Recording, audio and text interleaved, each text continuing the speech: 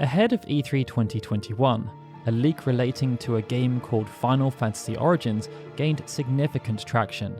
It suggested that Square Enix were working on a game with Team Ninja that would fuse together elements from Nioh and Final Fantasy.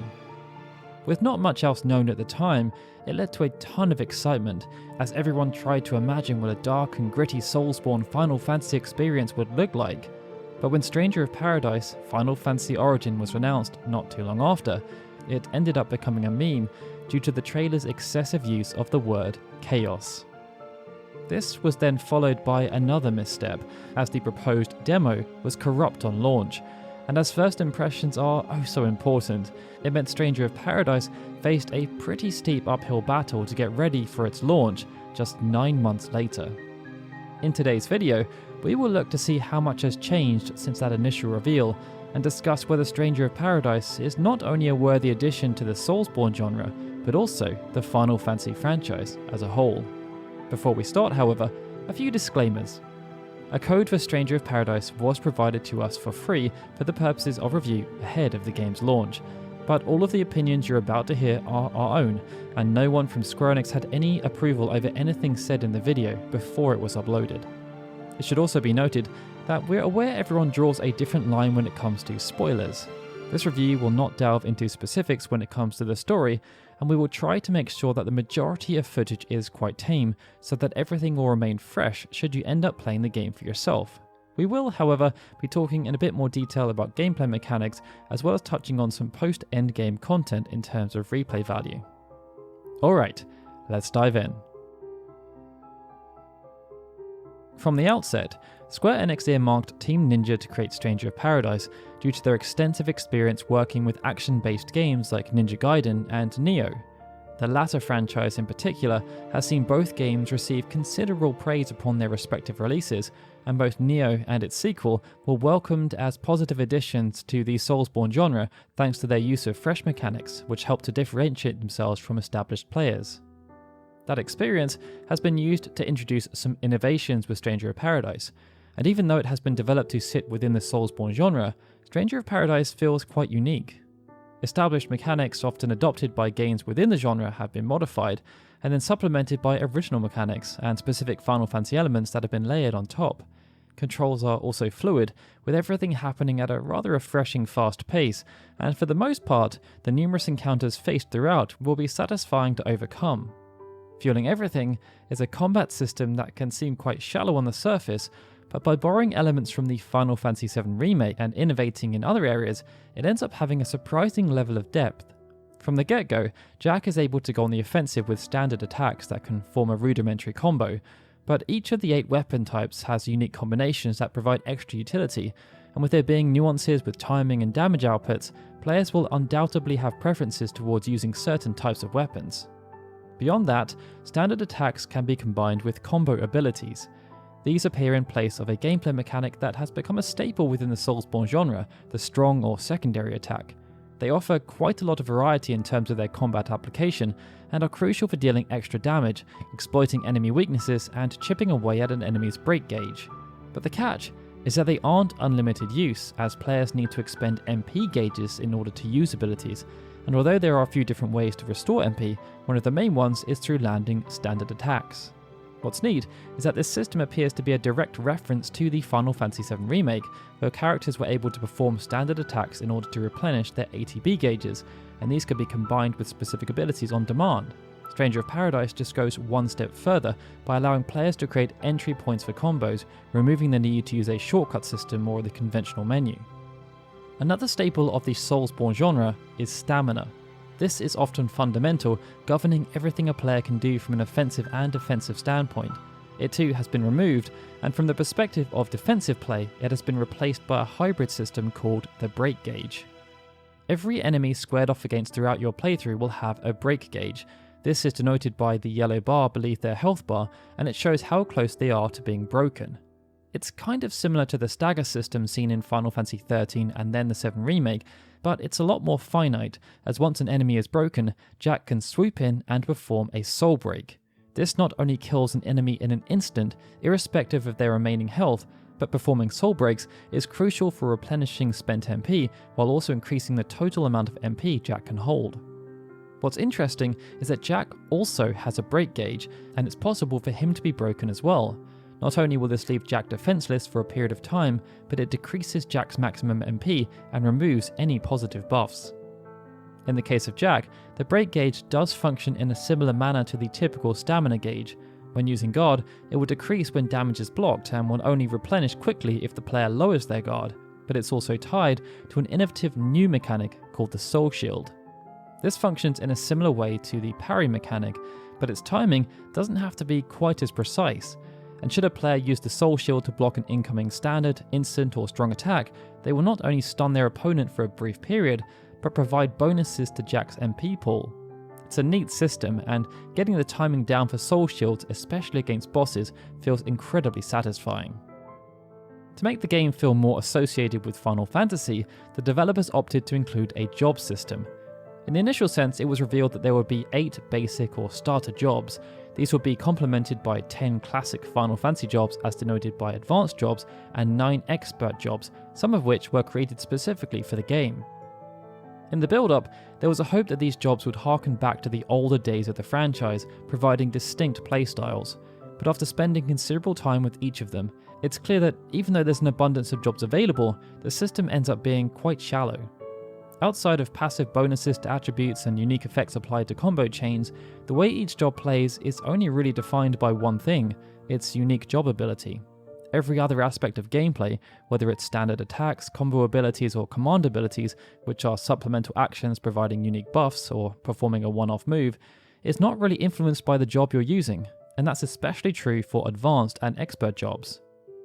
You could, for example, switch between a black mage and a monk, both of which can wield rods and clubs, but outside of their one job-specific ability, how Jack attacks and functions in combat will be nearly identical unless you purposely chose to set up unique combo chains. Due to how Stranger of Paradise is incorporated and built upon other elements relating to the 7 Remake combat system, it's just disappointing. They ended up creating a system where the weapon wielded is more defining than the job being used, and it feels as though less could have been more. Instead of trying to go crazy and pulling off a load of advanced jobs and making new ones, they could have just focused on the original 6 jobs from the original Final Fantasy. This could have then been done in a similar manner to the 7 Remake, where each character was distinct and players were rewarded for spending time learning their strengths and weaknesses. And that leads on to the party system. Just as was seen within episode Intermission, where Sonon was a non-playable ally, whoever accompanies Jack will also be non-playable. You can still have a small degree of control through the resonance mechanic, but outside of that, companions will do whatever they want, with the player being afforded almost zero control outside of selecting their job and gear. The positive is that for the most part the AI is actually very competent. They will rarely fall in combat and will provide genuine assistance, and it's a huge change in comparison to the initial trial version. The only time the AI comes a bit unstuck is on Chaos difficulty, but that's kind of understandable. The remaining aspect of design relates to character progression. Stranger of Paradise forgoes a traditional leveling system, instead having character level be determined by the level of gear the characters are wearing. The issue is that it's a very limited system that for large portions of the game lacks any real substance. Almost every mission you encounter for the first time will warn you that you're underleveled, but you only have to enter into that level, find some new gear, and you're then right at the level you should be. What's worse is that the game throws countless pieces of gear at you, to the point that you can easily receive over 100 in a single level, and as this is all aligned to the level of the mission you're doing, all the previous gear you found is then made redundant in an instant. It makes finding unique gear quite underwhelming, as its shelf life is very short. There is a blacksmith, a nice nod to the original game, who aside from allowing you to recycle all of your now redundant gear, can also upgrade gear. But as level is more important than the bonus attributes gear provides, there's almost no point in using this mechanic for the majority of the game, because any gear you improve will probably be made redundant within 30 seconds of starting any mission with a higher level cap. The only time this cycle of redundancy will be reduced is during the post-end game content, but this is still something that is liable to happen unless all of your gear is level 300. It's only at that point where you'll really want to care a bit more about what each piece of gear offers, using the blacksmith to tailor towards a specific playstyle. From a structural perspective, Stranger of Paradise is segmented into various missions and side missions. Almost all of them are aligned to previous Final Fantasy worlds, and when focusing on the main missions first, they always follow a uniform structure. Players will venture to a new location that's influenced by another dimension, traversing through what's ultimately a very linear route. Cubes can be found along the way, acting as an equivalent to bonfires in the Souls franchise, and you can unlock a few shortcuts to avoid backtracking, while also finding hidden passages that contain chests, memories, or log files. At the end of each level is then a boss fight, which is followed by a small piece of narrative exposition. It's nothing revolutionary, and everything feels quite dated in comparison to other games within the genre due to how linear everything feels. One of the elements that made games like Dark Souls, Nioh, and The Surge compelling was their level design. Wherever you were in the game, it would often feel part of something larger, and progression through the world would introduce a real sense of exploration, with cool set pieces and boatloads of atmosphere. Stranger of Paradise has none of that. It never feels like there's any real sense of progression as nothing is connected. The levels also feel uninspired, and just boil down to defeating some enemies, walking along a corridor that will be designed to look a bit different in the next level, and defeating some more enemies. The only slight change to this came in the Refia Wastelands, where players need to change the environment to progress, but it can all become a bit monotonous. It highlights a missed opportunity, and due to how they were implemented, the rationale for using other worlds from the Final Fantasy franchise does not end up being that compelling. Each of the locations from the original games, such as the Flying Fortress or Mount Golg, should have been strong enough on their own without having to layer over elements from another Final Fantasy game. And although it does tick some nice nostalgia boxes, the developers could have also done so much more from a visual and thematic perspective.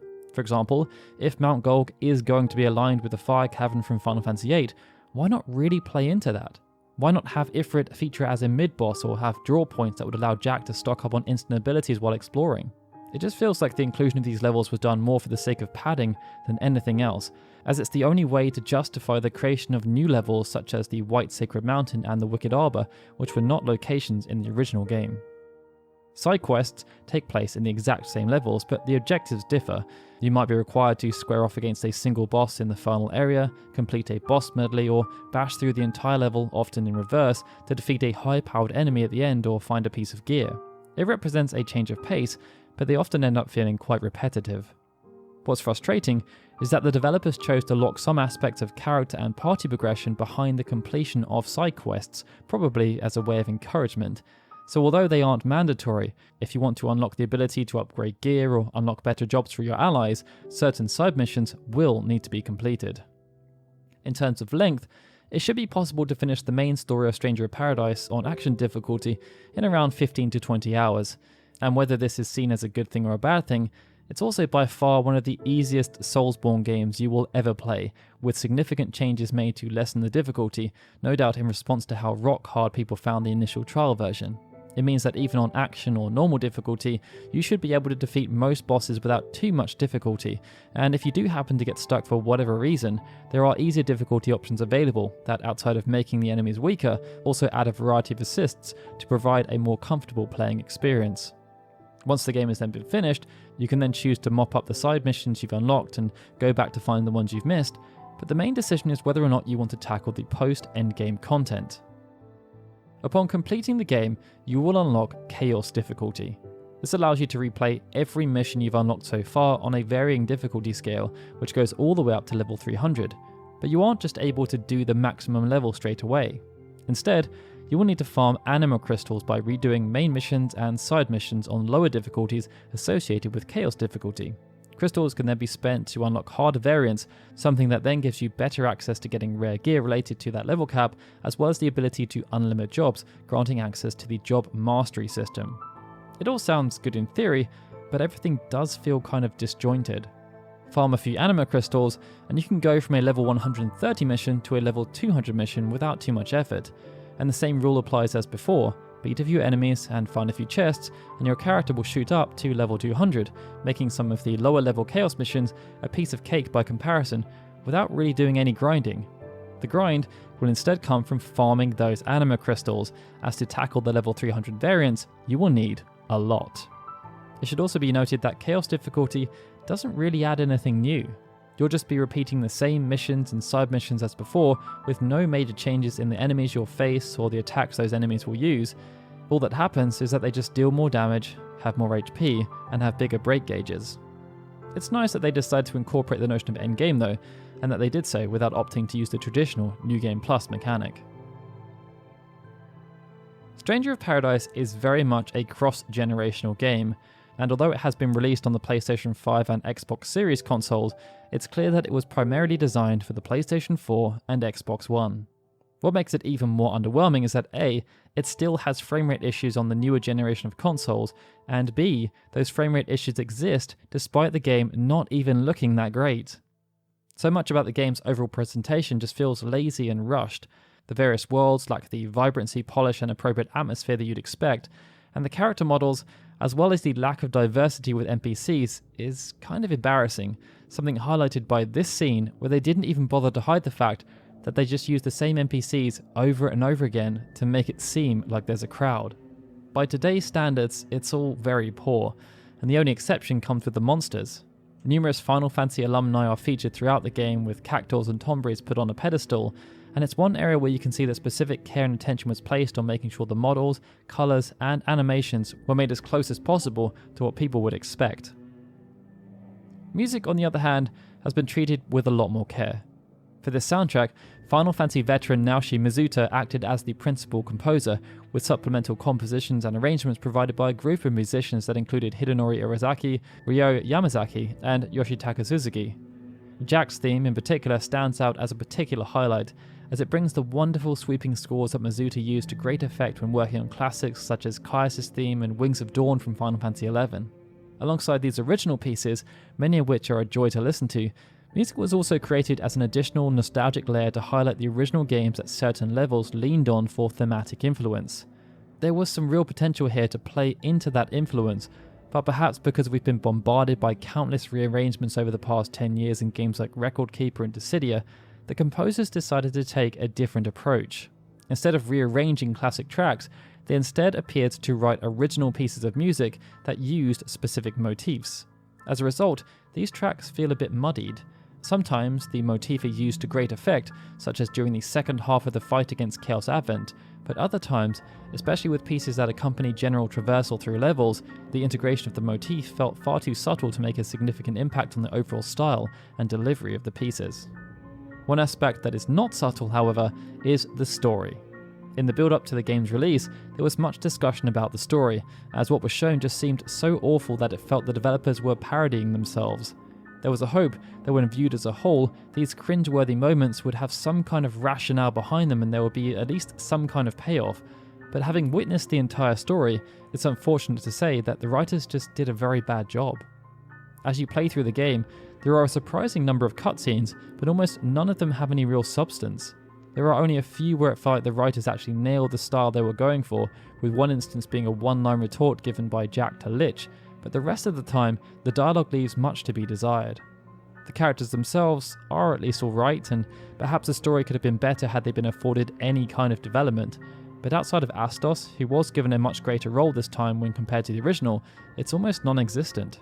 Characters are instead let down by a story that lacks focus and ends up feeling like the worst possible manifestation of a concept they've tried to employ with the 7 remake. The original narrative was pretty basic, and there were some holes, but that's kind of understandable as it was written in 1987. But this new interpretation pays almost no mind, omitting prominent NPCs such as Matoya, Lucan, Dr. Earn, and Bahamut from the core story, and exploiting the few locations and characters that do appear under the banner of nostalgia. How little care was placed on the story is further compounded by 2 lazy narrative devices, conversations with Cornelia's citizens, and the various logs you can find. As you play through the game, you can have conversations with some of the citizens of Cornelia. Each is devoid of any heart or feeling, and as you don't really meet any of these characters anywhere throughout your travels, their inclusion, as well as their names and the pointless nature of the conversations, feels more like a box-ticking exercise. The developers also chose to rely on a mechanic that this particular creative division of Square Enix just has not been able to shake, detailing important exposition within log entries. It's not unique to Square Enix by any stretch of the imagination, but unlike other games that at least try to mask this mechanic in creative ways by using audio recordings or making it seem like the notes were meant to be written by specific characters, in Stranger of Paradise is just bland and boring. In conclusion, Stranger of Paradise Final Fantasy Origin is a very confused game that really had the potential to be a diamond in the rough. The developers should definitely be commended for introducing some gameplay innovations. This area of the game feels quite polished, and there's something very satisfying about mastering the Soul Shield mechanic, using the Soul Break mechanic to obliterate foes, and landing the finishing blow at the end of each boss encounter. But the systems designed to complement the gameplay feel uninspired and redundant, and in the wider sense, Stranger of Paradise does very little to hide its blemishes, almost attempting to hide them in plain sight, hoping that nobody will notice. Where your preferences lie will dictate how much you're willing to tolerate this approach. It should be said, however, that the game does employ Final Fantasy elements in an effective and respectful manner, but this game cannot be seen as a positive representation of the original Final Fantasy, and if for whatever reason Square Enix do decide to persist with this line of thinking for future games like Final Fantasy 2 and 3, we just hope the developers choose to take serious stock and place more effort on creating a complete package as opposed to the disjointed package we've been presented with. Hey guys, that was a bit of a roller coaster, but we hope you didn't mind hearing our thoughts about the game. It's never easy to talk about a game when there is such a mix of positives and negatives, but we tried our best to present a balanced view, and we genuinely hope that Square Enix finds the time to listen and take the feedback on board for whatever they do next. As always, if you liked our work, then please consider subscribing and checking out our Patreon.